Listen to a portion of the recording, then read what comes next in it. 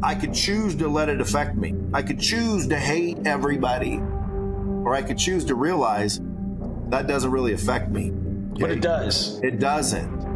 100%. It affects you, Troy. It affects you. Okay. It doesn't affect me. It affects you. But hold on. Hello, everybody, and welcome to the Millionaire Mentoring Podcast. My name is Troy Kearns. I've got today the most unbelievable guest I think I've had on. Ladies and gentlemen, I'm sure you've heard of him. He needs no introduction. However, if you've never heard of this guy, his name's Brad Lea. Welcome, Brad. Welcome, Brad, to the show. Thanks, Troy. That's fucking awesome, bro. Well, yeah, and coincidentally, Brad Lea built Lightspeed VT into a multi-million-dollar global tech company from scratch. And as the founder and CEO, his vision of Lightspeed VT becoming the world's leading interactive training system, a system that he's proud to share with others. In addition to being the CEO, Brad also hosts the top-rated Dropping Bombs podcast and the author of the best-selling book, The Hard Way.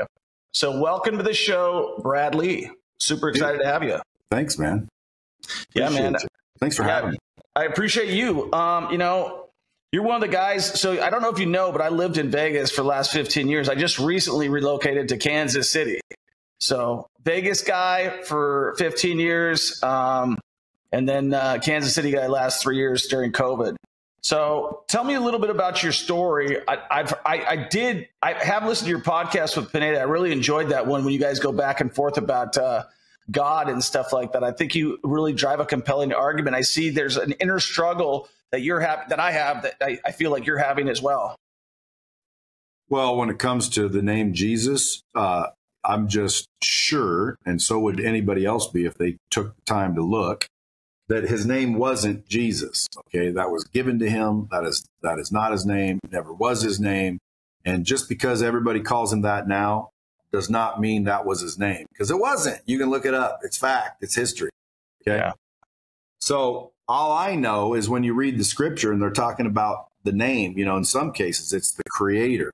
And then some people, believe that, the son is also the creator. So to them, I think they blend that. To me, I don't necessarily know. So what do? I seek, which is what the scripture tells me to do. Right? It says, seek and ye shall find. It doesn't say listen to the dipshits that are at your church telling you what they were taught. Right. Hey, your mom says his name's Jesus. Did you ever look? Did you ever seek? Did you ever verify?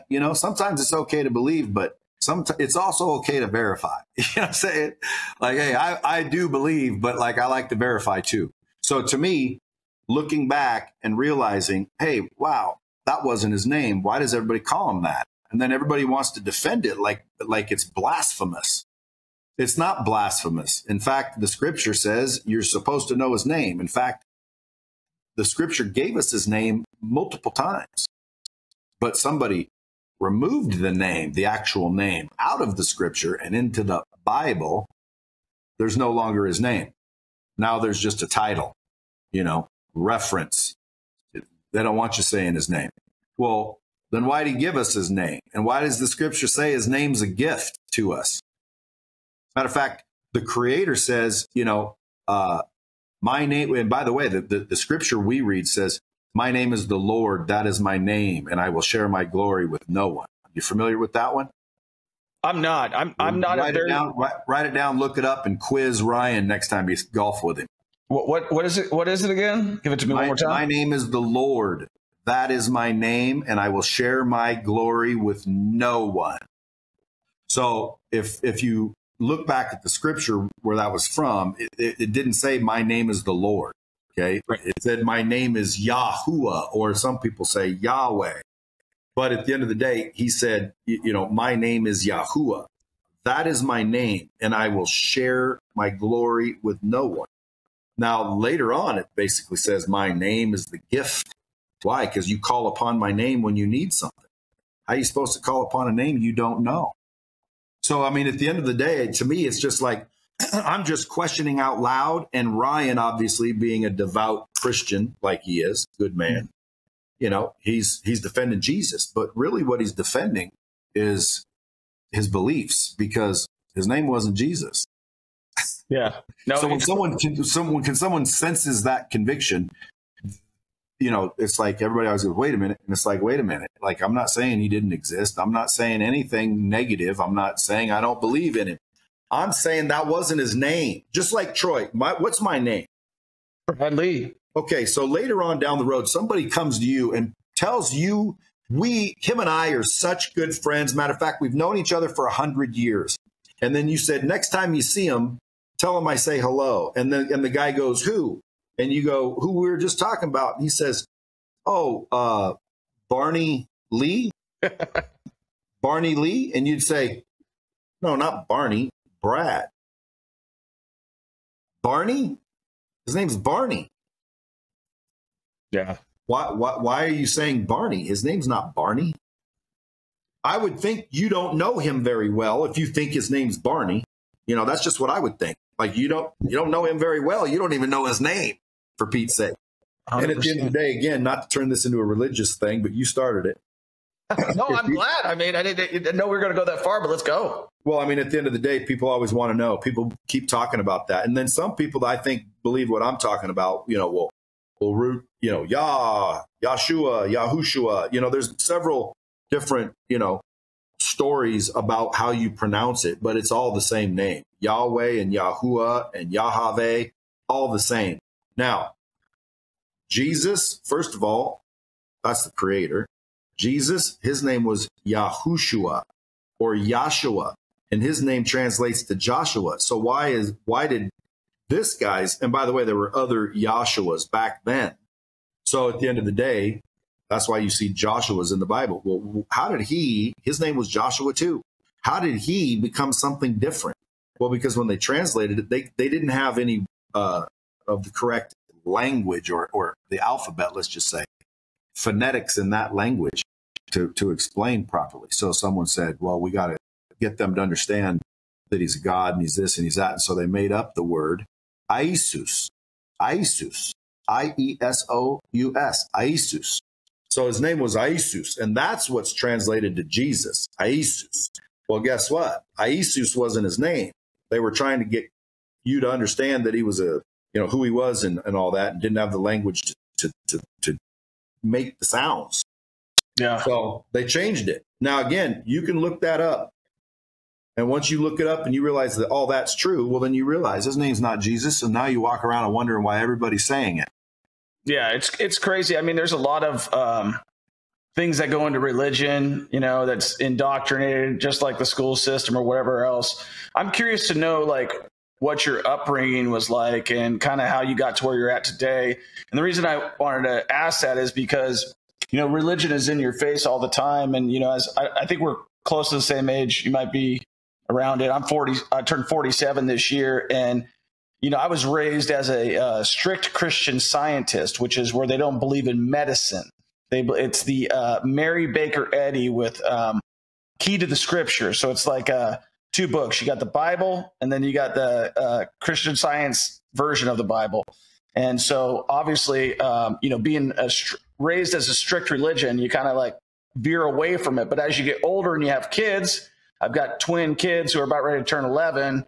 You start looking for, I think, that inner peace. And it seems to be, a lot of guys talk about religion, and I ask that question often. So when I've heard your podcast before and you going back and forth, I really enjoyed your well-researched knowledge and like the banter back and forth, because Ryan didn't have a lot of answers for you in terms of like, you couldn't challenge it. I could tell you were well-researched knowledge, which leads me to my question, which is like, where did that start? Where did the upbringing start for Brad Lea? Did you grow up in Vegas? Tell me a little bit about where you grew up and where you are now. I grew up in Pacific Northwest in a small town. Now I mostly in Vegas, but man, that's a long story. I grew up in a blue collar, mountain town, basically. And Oregon or Washington? Yeah, Oregon. Okay. And then, did all kinds of things, but ultimately, dropped out of school when I was 16 after my dad kicked me out of the house for not mowing the lawn. And then I just basically, had to figure shit out at 16, man. And so I believe those formative years taught me the streets. it taught me reality, and it taught me to be resourceful. Yeah. And that had led to a massive advantage over friends that didn't drop out and went to college and got a degree and learned the bullshit, is what I call it. 100%. So you did that. Now, were you in, sounds like you grew up in Roseburg. You didn't grow up in Roseburg, did you? Hell no. Cottage Grove, Oregon. Cottage Grove, Oregon. Yeah, until I was about 13, I think, 14 maybe. About 13, let's say. And then I moved to Eugene, Oregon, which is right north of there. Okay. And so when did you move down to Vegas? In 91, July 7th, 1991, I was living in Seattle, Washington. And, you know, when I think back as far as situations, that's where I was like freaking unbelievably dialed. Seattle, Washington. I was selling cars, driving a brand new Acura Legend, you know. Who were you selling cars for? I know half those guys. So my background was as a sales guy for Entercom Radio in Seattle, Washington, 1100 Olive Way. I sold for 99.9 KISW, 100.7 The Buzz, Tom Likas. You might have sold ads. What's that? You sold ads? Yeah. I sold cars at Acura of Seattle. Okay. Yeah, I know exactly where that is. In fact, my brother-in-law works for Honda of Seattle, which I think is the same ownership group still. Could be Mike O'Brien. Yep, that's who it is. He also owns Lexus. I think he owns a bunch of dealerships in Oregon as well. Yeah, he played for the Seahawks. Yeah, he's a rich dude. That Lexus dealership that he built in Bellevue is probably the top-notch Lexus dealership of all time ever. Dude, a dealer's license is a license to print money. 1,000%. At the end of the day, man, you know, if you can operate a dealership, which again I did, you're dialed in, man. Now, were you the GM? Were you the GS? Not there, salesperson. Okay, so you were just and then my buddy called from Vegas. He told me, dude, there are so many girls here. Dude, it's constantly freaking sunny. There's swimming pools, casinos, 99-cent breakfasts, and freaking cocktail waitresses, UNLV girls. Like, I'm telling you, dude, you've never been here. You got to come down. So I said, I'll be down. And so 2 days later, I just showed up at his door with my buddy, knocked on his door, found out it was a one-bedroom apartment. He kind of over-exaggerated where he was staying and how many people could fit there. But at the end of the day, I'm like, dude, we're here. He said, what do you mean? I said, we're here for 5 days. Can we crash here? He's like, dude. So he says, yeah, we can crash in the living room, I guess. And I had a little bit of money to blow while I was here, but I blew it the first day. All of it, even the money to get home, like gas money to get home. So I said, listen, I got to get a job making some quick coin. So I went and started waiting tables. And so after about a week, I'd met people. And so I said, let me stay one more week. Tips were good, having fun. So I stayed one more week, and then I met this girl, and that became my first wife and stayed forever. That's crazy. Yeah, it's funny how just life can take those changes like that. So with right now, how did you get from, you know, the car business waiting tables to, you know, where you're at now, teaching sales, teaching everybody how to do stuff? I think you're a dynamite sales guy. I really enjoy your podcast, your banter, and your knowledge. I think that you're a smart guy that seeks knowledge, like you first addressed in this, and you don't just rely on everything. You like to buck the trend. You know, I don't think I like to bump the trend. I think the trend is, you know, what everybody does. You know, right. I just do what I think is all right. I don't look at the trends. Yeah. Maybe that's why I'm bumping them. Like, maybe I should go with them. I don't know what's happening out there. All I know is a lot of people think that, you know, I might be a little bit cut to the chase or bottom line. You know what I mean? No bull. But I just call it, you know, being real. Like, dude, listen, if more people would just understand that, you know, they're human beings, number one. Everybody's flawed. There's no such thing as a perfect person. So, you know, whatever flaws you got, bro, change them or freaking accept them. Like, what's rocket science about that? And once I've accepted them, like, I don't like something about me, I'm going to change it. I'm not going to sit there and get all sore when somebody freaking makes fun of it. Like, I don't like it either. So why are you allowing it? So I changed all those. And then the ones that I accepted, now I accepted them. They're no longer flaws. They're no longer problems. I accept that. Boom. Now, if I could elevate my opinion and my worth above your opinion and your worth, well, then I don't have to worry about whether you like me or not. Mainly because I like me. So as long as I like me, shit, I don't necessarily need you to like me. Now I'm free. Now I can talk however I want to talk. And if you don't like it, again, I'm not hoping that's the case. And you know, that's sad. Why? Because dude, you're walking away from a good dude. Like, there's good people in the world, but yeah, you know, you don't generally meet them. Why? Well, because, you know, there's not a lot of us. But at the end of the day, when you do meet one and you know, if they're truly good, to me, you know, you want to keep them. So I could go a million different directions on shit that'll make your head explode. Like the fact that people are in control of themselves and they don't even understand that. And if you did understand it, well, then why would you allow yourself to be pissed off and in a bad mood? Like, why would you choose to be sour and mad and freaking upset? Why would you choose that? Well, this person's making me, and you start, no. Nobody can make you feel any particular way. Like, you decide, you choose how you feel.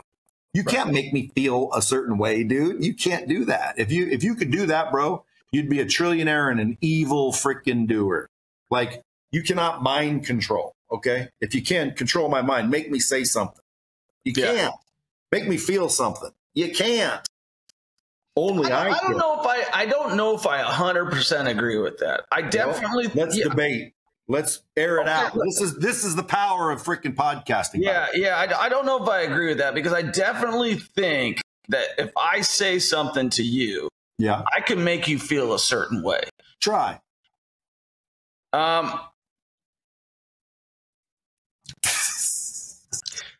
That's going to make it very interesting, but I can, you know, like, you can't, bro. Let me save you some time. You can't. Why? Because I don't care what you say.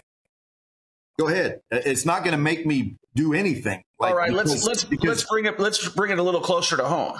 If your wife says something to you, you're going to feel a certain way. No matter. Dude, I didn't say I lack emotion. That's emotion. You're confusing emotion with freaking choice. Okay, well, that's what I was interpreting as. Okay, so emotion. You're basically acknowledging that you don't have control of your emotions. I'm acknowledging that most people can't control their emotions 100%, including myself. I try to. Okay, well, then please don't project your shortcomings onto me. Right, and I can control my emotions. I can choose for myself how I'm going to feel. And what you say and what you do is not going to change that. And again, I'm talking about all mental. Like, if you took a bat and smacked me in the back of the head, changed your fucking mindset now. Yeah, well, again, I'm not talking physical. I'm talking about if I said to you, dude, you're a freaking loser piece of shit, and then you react all mad, and then boom, we never do business together. You could have laughed and said, bro, why would you say that? Dude, you don't even fucking know me. Right. You could have fucking responded differently, but you allowed your emotions to take over, and then you rode the emotion to justify why you made that choice. Because it's a fucking choice once you're aware that it is one. And now you're aware because I just raised your awareness. And everybody listening, you do have control, period. And wherever this plays, like, leave a comment, you know, shoot Troy a freaking email and give him your debate. I'll debate anybody on the subject, and you can't convince me. And I don't care if you're fucking Jordan Burnt Peterson. Why? Well, because, dude, listen, I don't care. Like, at the end of the day, I'm not impervious to good counsel. But at the end of the day, also, I'm like, dude, why can't I have a thought and an opinion? And my thought is, shit, dude, I know emotions are powerful, because they are. And I know sometimes, you know, something could happen and you just get enraged. And I know that's called emotions. But I also know that I'm the one that can catch that emotion in 5 seconds if I want to. Why? Well, because I'm the one creating the fucking emotion. Yeah. I'm the fucking all-powerful being operating the whole damn thing. So, and by the way, I control how I act and I control how I react. So if I choose to react poorly and a bad situation happens and then blame everyone that the bad situation's happening, I got to trace it back to myself. I'm responsible. I chose to react that way. I chose to do what I did. That's called self-responsibility. And most people don't have that. And I would suggest everyone, acquire that immediately, because as soon as you do, you start to realize, wait a minute. Unless you don't like yourself, then you continue to spiral down into a depressed hole and blame everybody else for all your problems. How do you get to like yourself? You get to like yourself by doing the work. You get to like yourself by consistently being good to yourself and proving yourself correct. Like, are you worth anything? Well, not really. Why? Well, because I've never done the work. Why? Well, I never really thought about it like that. Well, think about it like that. Well, I guess I can just do the work. Yeah, do the fucking work. And then once you start doing the work and you start walking the walk and you start talking the talk, dude, pretty soon you start standing up a little bit straighter and, you start to realize, damn, I can do better than this. And then you also start to devalue what other people think so much, because right now you're valuing what they think when in reality you need to value what you think. And if I start to, hey, I can do better than this, I don't value everyone's opinion that says I can't. Just like you said, hey, there's a lot of people that get emotional, and I agree with you. I'm not arguing that the fact you're stating is true, but what they're not realizing is they're making that choice, and you are making that choice. Now, again, you can talk about, I jumped out of the closet, scared the shit out of you, and, you couldn't control it. Okay, those are survival instincts, bro. Right. Mm-hmm. We have built-in shit that you can't control. Just like, there's people that can get cut and their mind slows their heart rate and their breathing rate, and the blood stops when it shouldn't stop. Like they can mentally stop their blood from a cut. Have you ever heard of that? I do know about some of those studies, not that particular one, but I notice it also goes the exact opposite way. They've had Harvard studies where they've told people they're pouring hot stuff on them, and they've gotten physical burns when the stuff hasn't been hot stuff. Proof. Okay, so there's what I got to say about that. To me, man, if everybody, and by the way, I assume this is what you guys talk about on the Millionaire Mentorship Podcast. And by the way, are we mentoring? Are we coaching? What are we doing here? Yeah, so primarily, Brad, what we try to do is bring guys like you of value. And we didn't get into the sales thing, but I consider you a sales expert, and I consider you, I would say you're a contrarian, whether you think you are or not. I tend to be the same way. So I think game recognizes game. I look for the hole in the system versus to look for the system that works. I want to say, why is everybody going this way? Like, if there's a traffic jam, I'm going to cut in the left lane and maybe take the shoulder and ride that way the whole way. I'm not going to get in line. So I think that you're a little bit of a contrarian, but on our podcast, what we try to do is really provide value. And a lot of the people who are listening are real estate related. We have politicians that come on, and we also have sales experts like yourself that come on. And I think sales, what I heard you say when you say about controlling your emotions, is building confidence, right? Building confidence is making promises to yourself that you keep, and lowering your confidence is continuing to make those promises and then not keep them, right? That's part of being a great salesperson, is building your confidence. I believe confidence is really just the memory of winning. So like if you really source confidence, it comes from remembering wins and victories. I think it comes from the belief in yourself. And I'll tell you a story that you're going to very much understand, because it happened to me in Nevada. So in Nevada, in 2016, I bought a towing business. Everybody told me, don't buy one of those businesses. That's a shit business. Well, that's definitely a way to guarantee I'm probably going to buy that business.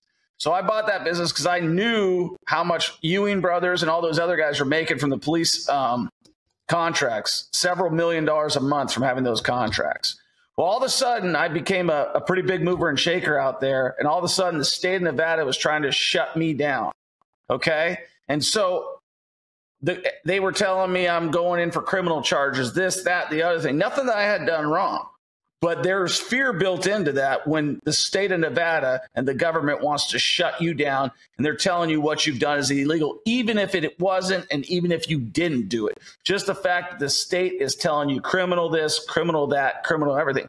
But belief in myself, belief that I didn't do the wrong thing was what gave me the confidence to fight these guys. And also watching. Would you consider that a win? What's that? Doing the right thing was the win. Yeah, well, doing the right thing. What gave you confidence? So again, what I was trying to say was confidence is the memory of winning. So the reason you got confidence from that and you drew confidence from that is because you did the right thing, which is winning. And so if people want more confidence, you should just start winning a lot more. Like, people are like, well, no shit. How do you win a lot more? You start to determine who gets to choose what a win is. Who's the judge? You are. Okay. Yeah. So like pretend brushing your teeth is a win. And in my book, it is. So brushing your teeth in the morning is a win. You're just not acknowledging it as something superior and something like well done. It's normal to you. So you don't even acknowledge that as a win. So you go through all day long, winning all day long and never acknowledge any win. It's not going to change your mind. If all day long you're celebrating wins at everything, dude, I'm telling you, at the end of the day, you are a freaking much higher vibration, confident individual because you remember winning all day. So when you stack that up over years, well, now pretty much you've built your confidence because you realize, dude, you fucking win at everything you do. Yeah. And what does a winner do? Well, they win. What does a loser do? Well, they lose. So you don't want to lose all day long, or that makes you a loser. You want to win all day long, and that makes you confident. No, I agree with that 100%. And winners are confident. I think that one book that I read that really made the most logical sense to me about this entire conversation that we're having, there's a book by Joe Dispenza. I don't know if you're familiar with him. It's called Breaking the Habit of Being Yourself. Yep. And I thought it was important when he said in that book, he said, we tend to replay the losses and not the wins. We replay the worst case scenario that happened and not what could happen and what will happen. And it's about reprogramming yourself on the future wins, not on the past failures. 100%.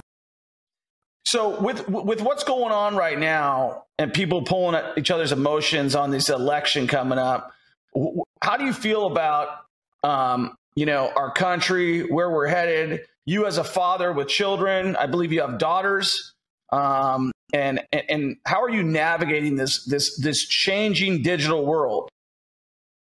Well, I have sons as well, too. Two sons? Yeah, and that was like 4 questions in one, and it ended with how am I navigating this digital world? I'd say I'm navigating quite well. Okay. I got a good grasp on AI, which everybody needs to get a grasp on real quick. I've leveraged technology. I've created technology.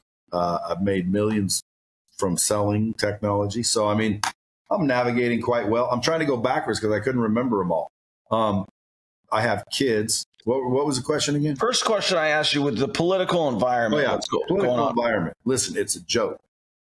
The political environment's a joke. Now, again, I could go down that road for the whole podcast. But I usually tend not to freaking worry so much about stupidity. And politics is stupidity. It's just ridiculousness. And it's been going on forever. Okay. And if you're acting like you're just now realizing your government doesn't give a rat's dick about you, okay, well then, welcome to life. I've been knowing that for years. So how does it affect you is the question. Right. Well, dude, listen. When they said Obama was going to be president, we were going to be miserable. And then everybody else voted him in. Well, and when you say, who voted him in? Well, dude, we had Obama voted in and everyone said the world was going to end. All the Republicans. Obviously, the people that voted for him didn't think that. But everyone was arguing, And then he did fine. Like, again, we didn't go to hell in a handbasket. He represented the country well. Now, again, there's a lot of people that be, I wasn't into politics. I don't know what the fuck he did, to be honest with you. Why? Because it doesn't matter. Like, I survived. Now, what I did notice when Trump was in office is, gas was cheaper and profitability was higher and taxes were lower and the economy was better and everything was really starting to freaking crank. Now that we have a politician back in there, because again, Trump ain't a politician. He's a businessman. This is a business. This country's a business. And we need a businessman in there or a businesswoman. But we need someone that's business minded. We can't have puppet politicians that have been in there for as long as it's been around that never leave. Like they're all buddies and freaking making their little side deals. Like, how do you get into politics and become a multi-millionaire? Your salary's not that much. How come freaking people can invest based on information they heard in these meetings? And you go to prison for it. Why isn't that called insider trading? That's insider trading if I've ever heard of it. So what everybody should do is just fucking invest in whatever the politicians invest in, which we're free to do. So if I were you, I'd just go track Nancy Pelosi's fucking investments, and whatever she invests in, she knows something. Yeah. Okay, so there you go. End of story. But I mean, to me, I'm not going to be mad at Nancy Pelosi because she wants to be crooked. Like, that's Nancy Pelosi's business. And not only that, like, I could choose to let it affect me. I could choose to hate everybody, or I could choose to realize that doesn't really affect me. Okay? But it does. It doesn't. 100%. You, Troy, it affects you. Okay. It doesn't affect me. It affects you. But hold on. You might be taking the word affect the wrong way. You're projecting. No, listen, here's where I want to say. When they have the ability to, when they pass laws and you're saying it doesn't affect you, I'm going to argue that and say it does affect you, because it may not affect you where personally it doesn't bother you. Hey, dude, you know that there's a law right now that says you can't chop off your dick? I haven't read up on that one. Dude, it's the truth. It's called self-mutilation against the law in some states. Now, if you self-mutilated, well, then that law would affect you somehow, wouldn't it? Well, no. You'd just go to jail. You'd face the consequences. It wouldn't affect you at all. But if I told you that was real right now, how does that law affect you? Well, I'm more referring to, like, let's give an example with the Patriot Act or the new TikTok ban, some of these laws that actually take away your liberties and your privacies as an American, as somebody who. Wouldn't you just say vote out the dipshits that are passing those laws? Absolutely, I would. But when the directions go in the wrong way and you become the silent minority versus the majority, and when things are changing in such a way, I would say a guy like you has got such a big voice, and maybe it doesn't affect you. Maybe everything's great, but at what point in time do things get so bad that you say, you know what, maybe this isn't affecting me, but maybe this is affecting my children. Maybe this is like the Patriot Act. And look, the TikTok ban, all of these things have things in them that affect you, your personal liberties. Like pretty soon, with the Federal Reserve dollar going into being like tracking your money, like it's like, okay, that didn't affect me. That didn't affect me. That didn't affect me. Enough of these things, they start to affect you, where they start to take away your personal liberties. And they start to criminalize things. So although it doesn't, out of curiosity though, Troy, because that does sound heroic and majestic. What liberties have they stolen from you? I believe my right to privacy. Okay, so you don't have the right to privacy anymore? No. Well, I mean, again, technically that would be true. Yeah, I don't have it. But you do. No, because every single thing on my phone. Now, the only way I would get rid of the phone. Right. That's your choice too. You're choosing to keep the fucking phone. You're choosing to stay under surveillance. Okay. Right. Like at the end of the day, it is possible for you not to do it and not to be around it. The problem. What about cameras everywhere? No, the decision you've made, and everybody makes, including me, is, hey, I'm willing to deal with fucking reality, and therefore, why let it affect you? Like, hey, the fact that fucking they can listen to my call when I'm not even got the phone on. Hey, turn off your phone. Put it in one of those fucking bags that fucking hide the signal. Like, dude, you're the one that allows it. If I said, fuck them, they're not listening to my call, I could get away with figuring out how to no possible way they're listening. And again, if you're talking about satellites in the sky can listen in caves 1 mile below the earth, well, then I'd say, well, I guess I'll change my mind then. Because if that's the case, I guess you're right. Privacy doesn't exist. But privacy does exist, dude. Go try to find one video of me doing anything sexual in the world. I haven't looked for that lately. It doesn't exist. It doesn't exist. Yeah, but I just believe, okay, yeah, there's certain privacy, but like you're walking into a casino, you're in Vegas on average, you're captured by over 200 video cameras per day. I'm choosing to be there. Yeah. So you what you're saying is if I want privacy, it's not an expectation. If you want privacy, why are you in public? Okay. Well, let's say I'm not. I'm in my car. I'm driving somewhere. Dude, Mandalay Bay's fucking camera system isn't in your car. Well, I don't need to be. I'm on 175 cameras by the time I get to Mandalay Bay with all the street cameras. You're in public, bro. So, okay. But I'm in my private car. Okay, well then tint the windows limo black and take off all identifying marks. I mean, I don't know what to tell you, dude. Like, okay, let's take it a step further then. Let's take it a step further. Let's say you're in public, in your public neighborhood, right? Your residence, and I'm in there outside with my camera in public with a drone flying over your home. Do you have a right to privacy there? Well, again, theoretically, that's up to a fucking jury and a judge and all that shit, because the law, the right to privacy, has a definition, and you got to read the definition before I'd argue it. But in general theory, I would see what you're saying. Like, hey, I can't have privacy because this thing's. Well, dude, listen. Go in your house then. Like, I don't understand why you don't have privacy just because some asshole's flying a camera. You can't hide from the camera. Like, it's going into your fucking, mind and following you around. No, you're allowing yourself to act like that's some sort of fucking major invasion of your liberties. Like, it's annoying. It's fucking troublesome. Some dudes might get popped in the mouth for the stupid shit. Yeah, I agree with all that bullshit. Yeah. But I'm never going to agree that we don't have the choice on how to react to that. Now, again, you might get to a point where you are 100% right. Why? Because, dude, they're continuing to monitor us. That's what I'm talking about. Yeah, but they're continuing to monitor us anyway. I'm just not allowing it to affect me. Why? Because, dude, I'm not a bad dude. They can fucking monitor me for all I care. I'm not saying anything wrong. Like, I'm not planning anything freaking evil, and I'm not like illegally operating, and I'm not freaking talking shit about people. Like, dude, take my phone recording. Someone said when TikTok came out, dude, they can see everything you do. I'm like, who gives a shit, dude, if Chinese people know what I'm doing? Like, go ahead. Like, I'll tell them what I'm doing. Shit, I wish they'd just give me the money for all that data. I'd just let them follow me. Like, dude, I'll let people follow me. You want to see where I went today? You want to hear who I talked to today? No problem.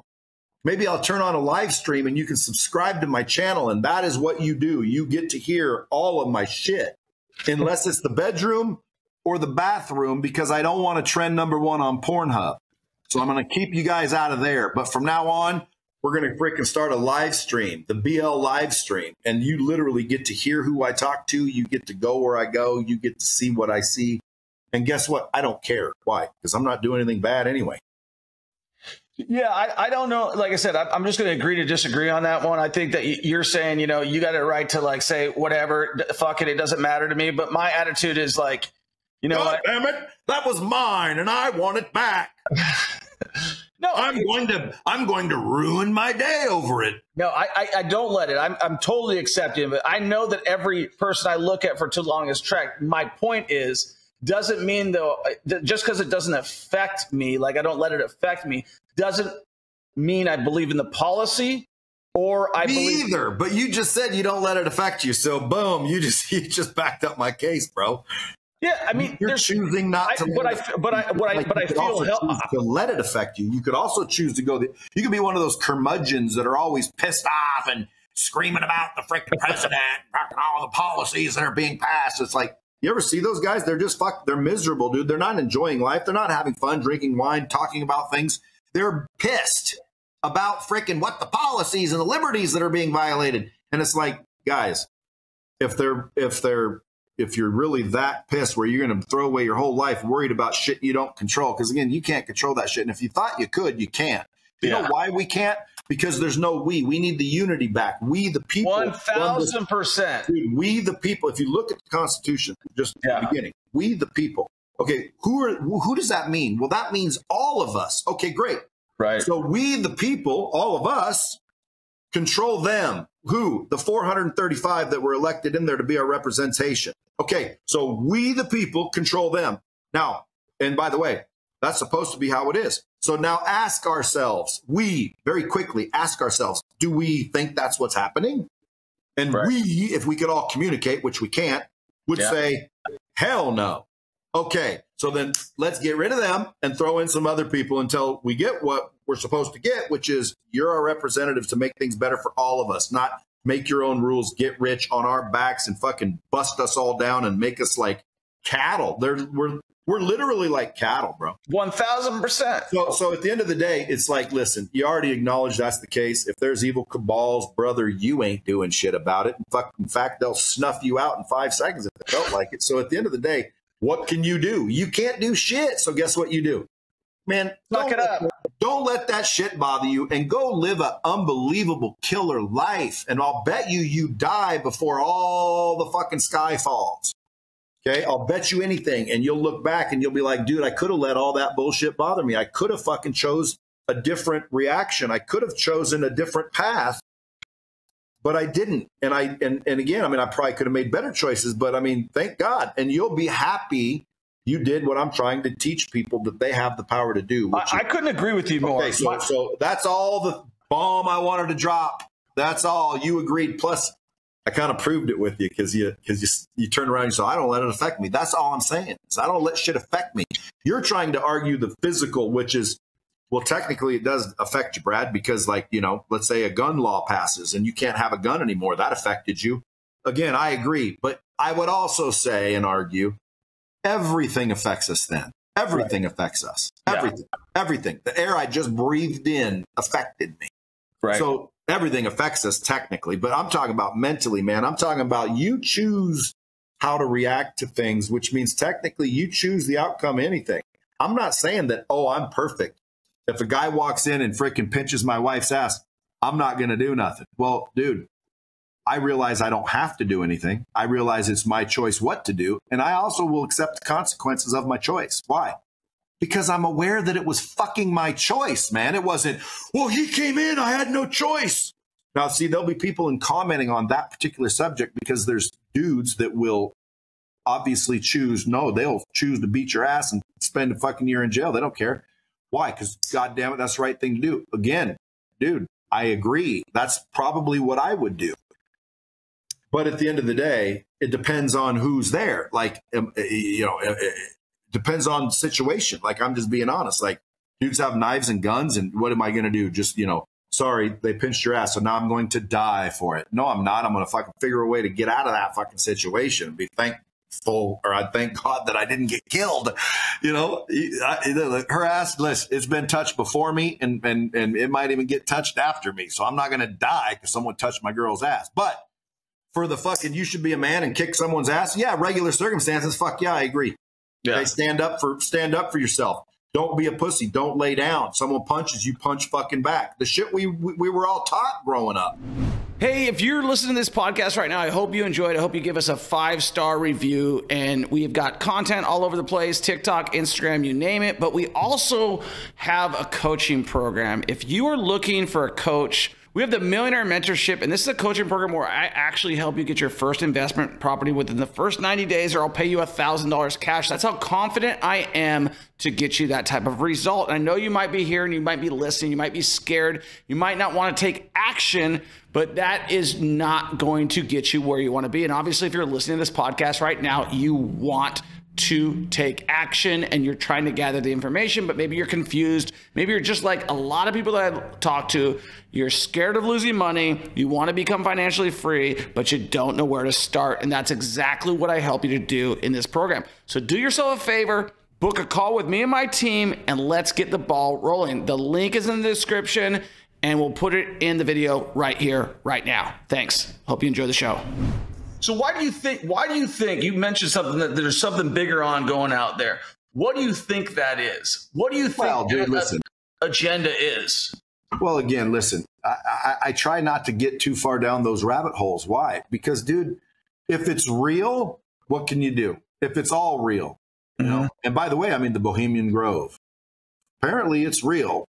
I don't know anything about the Bohemian Grove, Brad. Oh, again, go Google that shit. So, you know, there's a million stories about the Clintons. There's a million stories about the frickin' Obamas, you know. There's a million stories about Trump. There's a million stories about Ike, you know, remember good old Ike?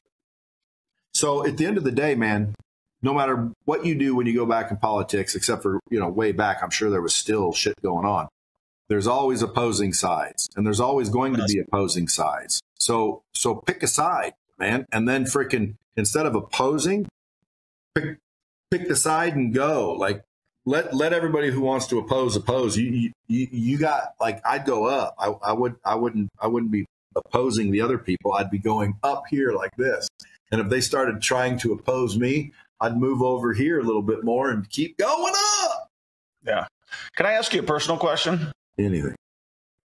Have you ever had a panic attack? Yes. I mean, not a legitimate crippling panic attack, but I've had several panic attacks. The reason I asked that is, you know, when you were talking about I've had them before. And, well, can I define what you mean? Because, you know, an anxiety attack and a panic attack, I mean, I don't know what you mean by that, but to me, it means, have you ever, you know, felt that fucking, you know?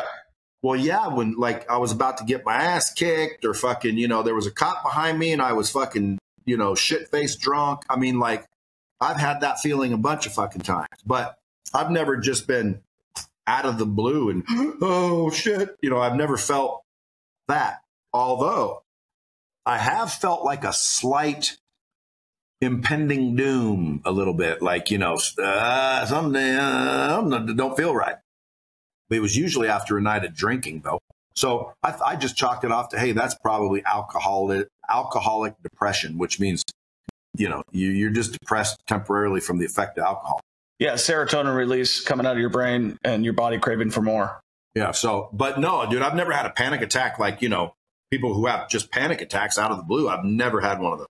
So how do you deal with fear and stuff like that, since you seem to be a very confident man and stuff like that? But, you know, everything boils down to people are either ruled by fear one way by compensating it for another, or they've figured out a way to respond that they work well with. And it seems like that's what you've done, is figured out a way to respond well to things and not let the fear affect you. Well, again, I mean, fear is a whole nother animal. I really don't lose fear. I just use fear. Yeah. Like, see, I don't think it's possible to altogether lose fear permanently with everything and related. Otherwise, you're a zombie. Yeah. So, I mean, like, to me, how do we use fear? Well, I'll give you an example. You could fear what might happen if you start a business. You could fear all the negative shit that might happen for doing so, and especially the ridicule of other people who are, like, you know, have warned you millions of times that you're nothing special and you probably should just get in line. So you could fear that, right? Or you could fear remaining normal and the same your entire life and ended up dying knowing you could have fucking done way more, but you didn't because everybody else's fucking thoughts and opinions and needs and wants overtook yours. And that was stupid. You could just think that now and be like, yeah, that sounds smarter to me, because, you know, trust me, bro, life's a bitch and then you die. It's pretty true. You know what I mean? It's not, my kids always say that's not fair. And I'm like, well, you know, that is part of life, learning that exact lesson. So with the coaching that you do, kind of transitioning to your business model, you really help guys, what I've noticed, and women gain confidence in their ability to sales. Where has that started in the car business, I'm assuming, and then transitioned into the restaurant business? And then where did this business model that you have now come from? Well, I don't know. I am really an entrepreneur. I mean, I own and have started and created and growing multiple businesses. So my day is spent building businesses, brick and mortar, employee, W-2, the whole 9 yards, businesses. And then on the side, because of one of my businesses, Lightspeed, which is a interactive training software, because I need to show people how to use the technology to build, $1 million training companies. How come I haven't done it? So it's like, I got to do it to show them how to do it and that it's real. But I don't do that. I don't do that. So when I say that, people get confused, because when I say I don't do it, it means I'm not all into it. It means on Tuesdays, I will talk to people for an hour about sales, closing, persuasion, and the things that I've learned, and little techniques and tricks and hacks to become highly persuasive and very good at sales. But they also end up becoming more confident and freaking, they're just better people, not just better salespeople. So that's called Closer School Live. And I started it just to, again, because that's what, if you use Lightspeed, these are one of the things you should do for yourself. So I do it as an example. It gives me content, and I like, helping people. And not only that, like sometimes there's 50 people in there, and then sometimes there's 9 people in there, but there's like 1,100 of them paying for it. And it's like, well, dude, 1,100 people are paying to learn, and 45 of them show up. It's crazy shit. Well, guess what I realized? Everybody wasn't available at the time I was doing it. So they're watching the replays that I put in the training system that's attached. So at the end of the day, man, it's like, you start to realize, man, everybody has a different opinion. Everybody has a different flavor. Everybody, has a different, choice to make. And when people realize that, dude, like, it's your choice to make, man. Like, when I listen to somebody, if I don't like them, I just like stop listening. And someone will be like, well, dude, you didn't even give them a chance. And it's like, no, I heard something that I don't like. So if I don't like you, like, why am I even messing with you? If people did that also, Troy, go weed your freaking surroundings more often. Okay, go look at who's around you, because they are affecting you. You believe that? Well, I 100% agree that, because I don't believe that. You believe that they're affecting you? No, I believe that your circle affects you. Now, again, if you said, Brad, that contradicts everything you just said about that. No, listen to me. The reason it affects you is because you allow it to affect you. So it doesn't change or contradict what I was arguing over here. We are allowing things to do that. So it's still the truth, but it does affect you because you allow it to affect you, which you shouldn't, but you do. And that's why it does. But the people you hang around affects you, man. So got to look who you're hanging around. Yeah, and most people never do it, and they never do it often enough. So just make that a freaking, in some cases, monthly habit. Like, hey, man, what am I doing? Who am I hanging with? If you're not hanging with the right people, bro, you can tell, because you don't have everything you want. And if you don't have everything you want, it's because you don't know the right people. If you knew the right people, brother, you'd have everything you want right now. You don't know the right people. Yeah. So let's go. Let's get to meeting these people and see which ones they are, because I can't wait to meet them. Yeah, 100%. And then you start to realize, wait a minute. If what Brad said was true, and all I have to do is meet the right people to get everything I want in life, I need to get busy meeting people. Amen. And I would agree with that. However, I would say, before you do, people, go, meet yourself. Okay? I'm serious. I agree. No, yeah. Go meet yourself and make sure you like yourself first. Because if you're introducing yourself to people and you don't like you, dude, you're a hypocrite. You're unethical. You're low vibration. You're, caveman mentality, and you need to go enlighten yourself and meet yourself first. Meet yourself, fix yourself, love yourself, then go introduce yourself, because that's when you're valuable to other people. You're no good to other people if you're no good to yourself. Yeah, no, I 100% agree with you. A question I have for you as a sales guy, I consider. By the way, pure gold, Troy. Man, you're going to chop this up into a bunch of micro clips and just course drop I am, man. bombs all over the internet? I've been looking forward to all your shit hits. So, I mean, all your shit hits. It's, you look at it.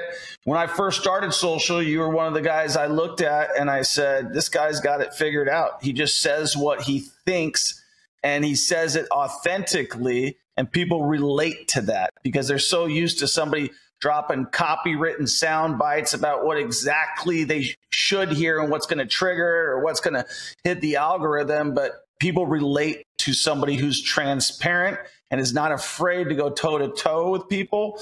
One thing I wanted to ask you was, as a sales guy myself and as somebody who's a sales guy, what do you think is like one of the top books? And I know it sounds like a dumb question, but for me, I've got a lot of inspiration from like 48 Laws of Power, like How to Win Friends and Influence People, books like that. I'm wondering, has there been a pivotal book for you or pivotal books for you that you really feel like, hey, man, these are ones that everybody needs to read if they're going to be in this game? Yeah, The Four Agreements and As a Man Thinketh. As a Man Thinketh. Who wrote that? James Allen. Okay. So, yeah, I love that. So you've got a bunch of speaking engagements coming up. You're all over the place. You're doing a bunch of stuff. You're dropping bombs on the podcast all the time. What's next for Brad Lea? Dude, listen, here's my goal. My goal is to blow up my software company over the next 2 to 3 years like a hockey stick. Okay. And then exit that for 9, maybe 10 figures. Okay. Then obviously I'll have to stick with them for a little while to get them, into transition. So let's say 4 years from now, bam, I'm going to sell my founding company, one of them, and then I'm going to probably go make movies. Really? I love that. What is that your true passion? It's always been my true goal. When I was a kid, I told everyone I was going to be a movie star. I got real close, but I didn't realize a bunch of, sacrifices you'd have to make. So I kind of temporarily just said, let me go get rich instead. And who's your favorite actor? Oh man, there's just too many, but of all time, I don't know, man. That's a good question. Do you like Leonardo DiCaprio? He's like one of my favorite. Leo's freaking killer. Brad Pitt's freaking great actor. Like freaking Brad Pitt is insane. There's James Gandolfini I liked. Oh yeah. Rest in peace. Dennis Hopper, Christopher Walken. Yeah. There were so many good freaking actors. I don't know, Dustin Hoffman, Robert De Niro. Yeah, De Niro. Freaking, there's a lot of them. But there's a couple guys that just don't make bad movies, and I would say Leonardo DiCaprio is probably one of them. I don't think I've seen him do a bad movie. Well, so that's what I'm going to do is I'm going to go make movies, I believe. I'd love to see that. A little bit about myself. I grew up in the theatrics. Okay. So my mom married my stepdad who started. That might be why you're so theatrical about it. I think you're more theatrical than I am, brother. But as far as I got was the stoplight or the spotlight operator. My mom was in, Man of La Mancha, all of these things. So I've been around that. And my stepfather ended up being a busted out screenwriter in LA. But I watched him as a kid write multiple screenplays. My sister was my stepsister was a washed out actress. My stepbrother was what does washed out mean? Like never made it? Yeah. Oh. Yeah. You know what a grip is, right? Yeah. Yeah. My stepbrother was a grip and he did a bunch of the film and stuff like that. But I've been around that stuff for years, but I happen to really like documentaries. And in the back of my mind, I've always wanted to, be involved in producing a good documentary or something like a Good Will Hunting, even though it's not really a documentary, something like inspirational like that. And I love watching war movies. I'm a huge, You see what I mean, dude? Like, this is why I want to go make movies because, dude, name the last good movie that's been out in the last 5-10 years. Elvis. I didn't see it. I'll have to go see it. You haven't seen that movie? You need to watch that movie tonight. I'll go check it out, dude. But like, I cannot find good shit anywhere. Like, that is the #1 movie I have watched in the last 15 years. Somebody Elvis suggested Netflix, and I said, yeah, I watched it. Yeah, Elvis is on Netflix. Well, again, I think I saw that when it was out for a minute, but another story about Elvis. I didn't realize it was such a good movie. I'll go check it out. Yeah, I mean, it's the only good movie that I've seen come out in the last probably 10 or 15 years. My point, dude. The old movie making, man, days are over. Good Will Hunting before that was the next best movie I ever saw. Dude, listen, True Romance. Have you seen that? Of course. Okay, dude, that is Christian Slater. And a whole bunch more, but that is the best movie of all time. I think it's a pretty damn good one as well. So dude, it is the best movie of all time. I don't know. I'm a Karate Kid guy. And then, by the way, Tombstone, epic. Yeah, Tombstone is epic. I loved what's his name? Actually, he's a Christian Scientist. The guy who was in another Michael Mann movie. Also, another great movie is the one that Michael Mann directed, Corruption with Tom Cruise, or not Collateral with Tom Cruise. And he also did Heat, which got all those great actors. Heidi Fleiss's former boyfriend, Tom, whatever his name is. I think he lived out in Vegas at one point in time. But yeah, that's a great movie. But I'm with you, man. In fact, I would say there's more good TV shows that have come out lately, like Ozark, like even Suits was a great TV show, in my opinion. The Shield, which was directed by a guy named Sean Palmer, and Michael Chiklis was the main actor. This is like a Sopranos area role. But those are some of I like the shows. I like to be more a part of it because the movies go short. I want to continue to follow the story. And I'm a big fan of like World War II documentaries because I believe, it all boils down to us still being conquerors and stuff like that. But I've taken a lot of your time. How do people follow your journey for those of you that don't know who Brad Lea is? Dude, subscribe to Instagram, YouTube channel. That's mainly where I hang, and I'm like answering people and interacting with people. And I post like multiple times a day on both channels. But you can Google me. I'm fairly well out there. You can find me if you need to. That's for sure. 1000%. We'll link to everything that you're doing. Is there anything, you've got your book, that's out. Amazing book, right? Well, some people think so. At the end of the day, I've written out lessons I've learned the hard way so people don't have to. And right. It's called The Hard Way, lessons I learned the hard way so you don't have to. And, to me, if you're not winning in life and you think there's more and you want more and you think you deserve more, but you just can't figure out how to get more, go get that book the hard way, implement the lessons I had to learn the hard way before I became successful, and I'll bet you that'll accelerate you becoming successful. Yeah, I agree, man. I think that Brad Lea has a lot to offer and share, and I definitely follow him. I think you should. And if you're looking to be around winners like Brad Lea, then that's who you should be following versus somebody who's just spitting out a bunch of negativity, somebody who's challenging the status quo, and someone who could back up what they're saying, because every time I went somewhere, Brad had an answer for it. So you can tell he just doesn't talk about it. He does his research. He is not going to start an argument that he's not going to be able to finish, sounds like. And I appreciate that about you, man. I didn't even know where this podcast, I had all these questions written out and I didn't get to one of them because I enjoyed the conversation. So I appreciate you sharing. Out of curiosity, read a few. Yeah, let's do it. Let's go for it. How did you overcome the initial challenges when starting your company from scratch? Either didn't recognize them or didn't let them affect me. That's how.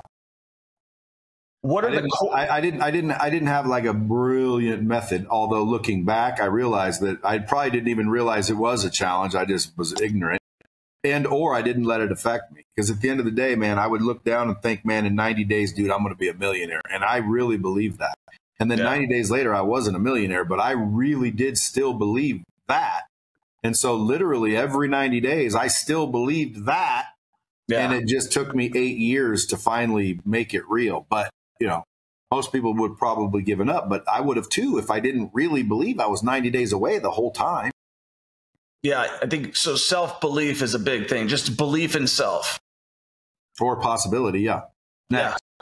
Yeah. So what advice would you give to aspiring entrepreneurs in the tech industry right now? Look to solve problems and, solicit hella user feedback. Next. You mentioned AI before. Yeah. How are you being involved with AI? Everybody's dropping AI tips and tricks these days. How are you involving yourself in AI, and how are you getting that knowledge that you seek? Well, I mean, again, dude, you intentionally seek knowledge and you'll start to find all these people who claim to be experts. And then, you start listening to them and then you form your opinions and judgments and, you begin your journey into the, knowledge quest, if you will. So at the end of the day, I mean, from what I'm finding out, what I know, there's no question AI is coming, dude. 100%. Matter of fact, it's here. The question is how are you going to leverage it? The answer is you're not. Well, dude, fuck. Au revoir, my good friend. You're toast. Au revoir. But listen, I used to write in my emails, there's only going to be two kinds of companies that remain in the future. Companies who make technology or companies who use technology. That's the only one that are going to be alive.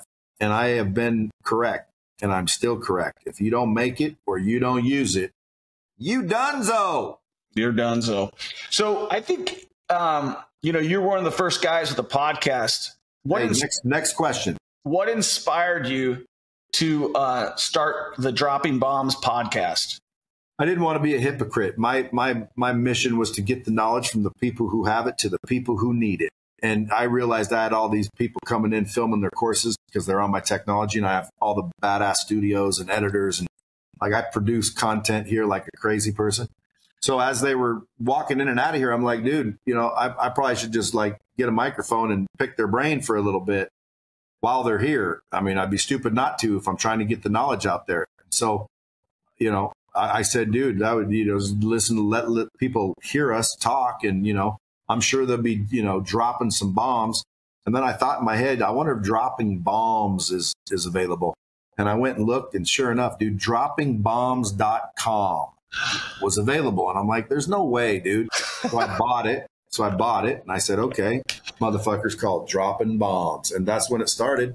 And then about, I don't know, 3 or 4 months in, that was like 2018.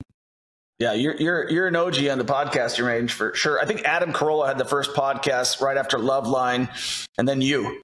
No, dude, Joe Rogan's been doing it like 11 years. Yeah, Adam Carolla's way before him. What impact has the podcasting had on your professional business? Well, obviously, quite an impact, only because, I can leverage the podcast to reach an audience that other people want to reach. So now I can reach out to people who's my target audience and almost lure them into my building just to be on my podcast.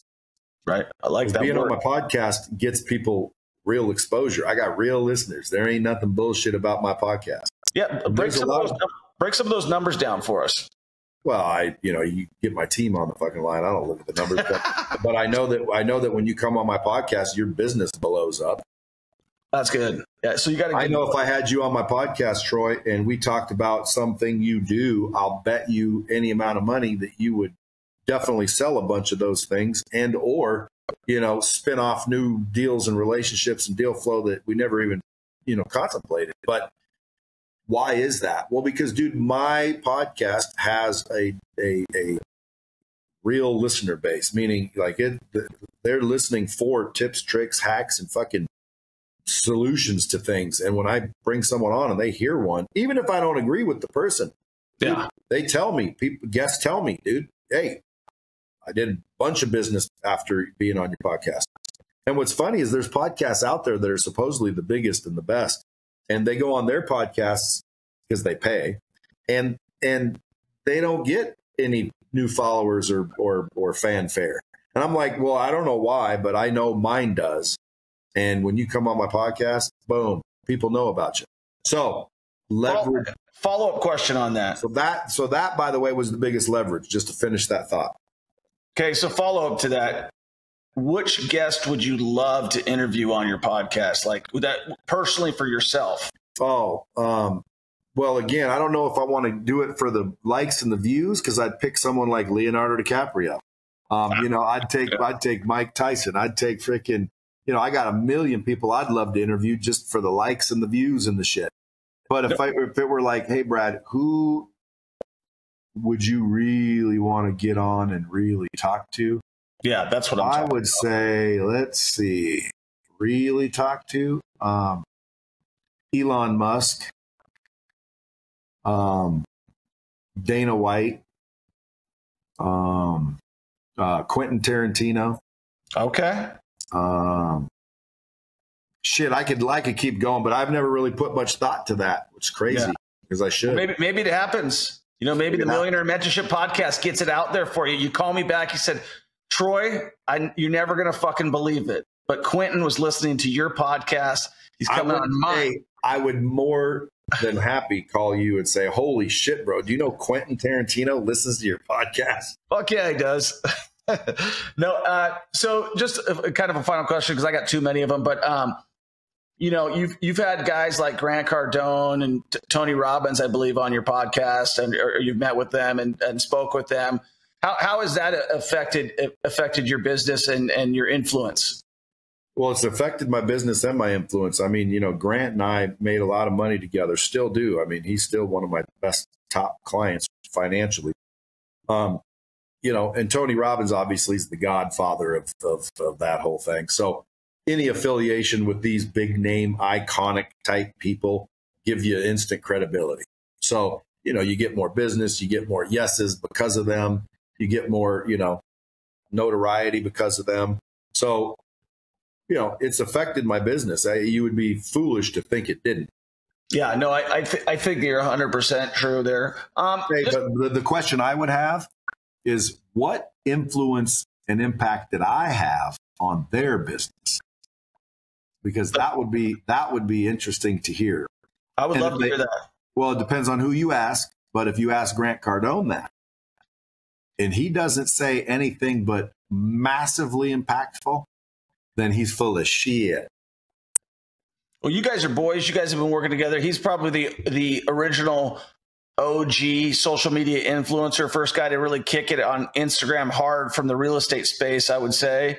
Well, he wasn't from the real estate space. He's from the car space. He was from the sales space, yeah. Yeah, he's completely transitioned, repositioned, everything. Yeah, and again, if you asked him that, like, hey, how much impact did Brad have in your last 20 years? If he's telling the truth, he's going to say, dude, he had a massive impact. I mean, he literally showed me how to do what I did. Like, not all of it, not every angle of it, because again, he's not a dumb guy. He blew that up real well. But at the end of the day, when I met him, he was training car salesmen and running around the country, getting ready to lose his wife by his own admittance. I mean, this is on video. Yeah.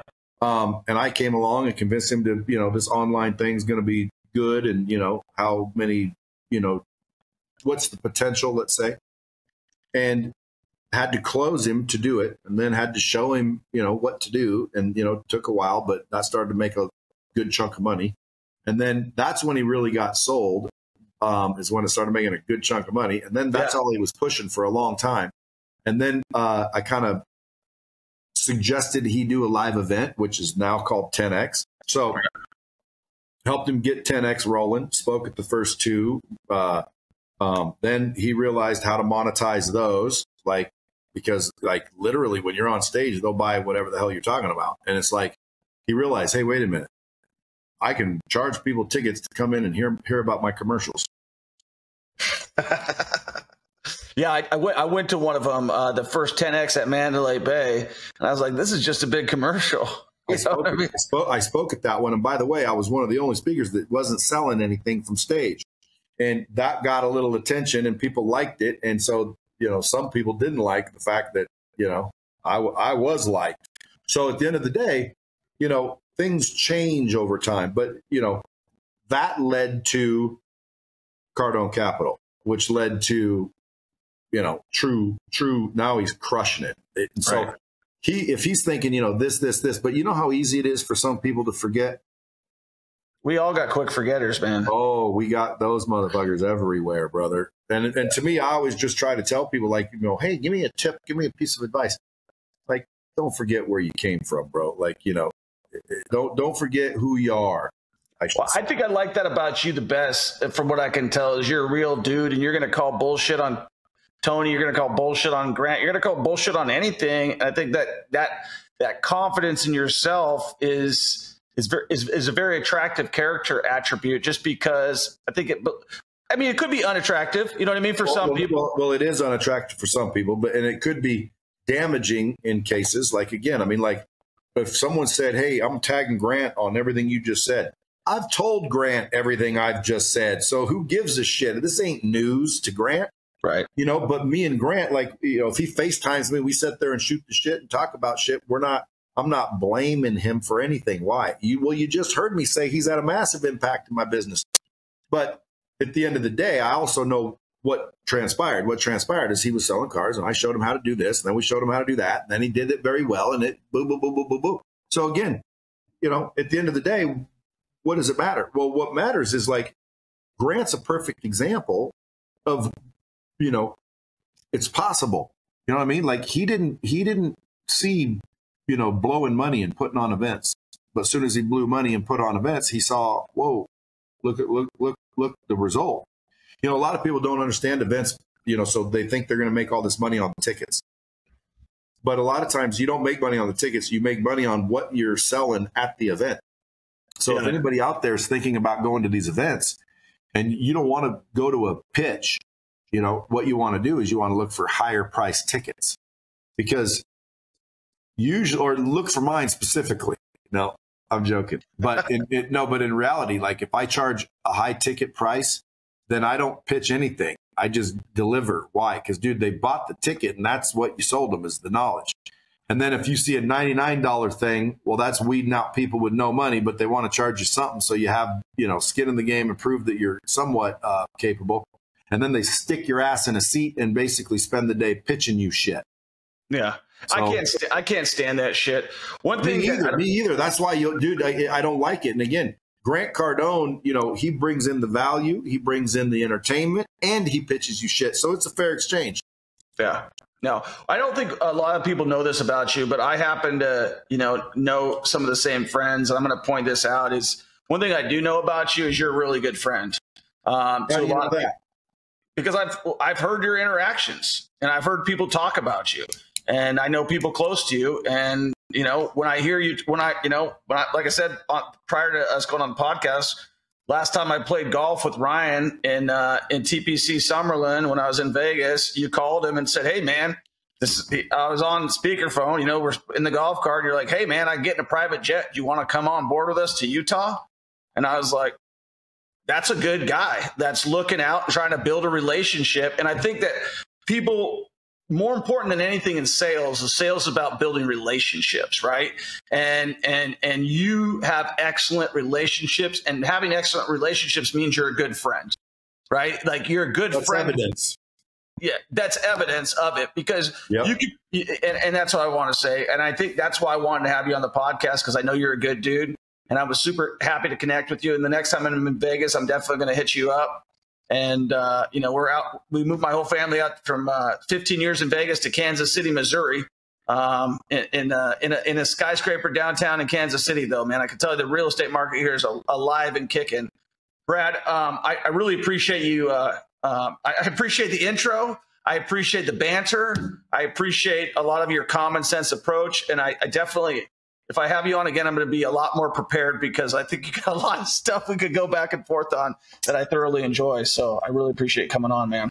Well, dude, thanks for having me. Hopefully I, made it worth people's effort to tune in and take the time. I appreciate it. Yeah, for sure. And if you guys are listening, make sure you subscribe, make sure you follow, watch all of Brad's content, order his book. He's a real deal dude. He's got a tough exterior, but I believe he's a soft on the inside. And I believe he's a really good dude. He's a loving father and a a loving husband, and I know that he's trying to constantly improve himself, because you don't get to where he's get by not continuing to pour into yourself. So appreciate you coming on and showing your genuine self, and I appreciate it a lot. Thanks, buddy. Appreciate you.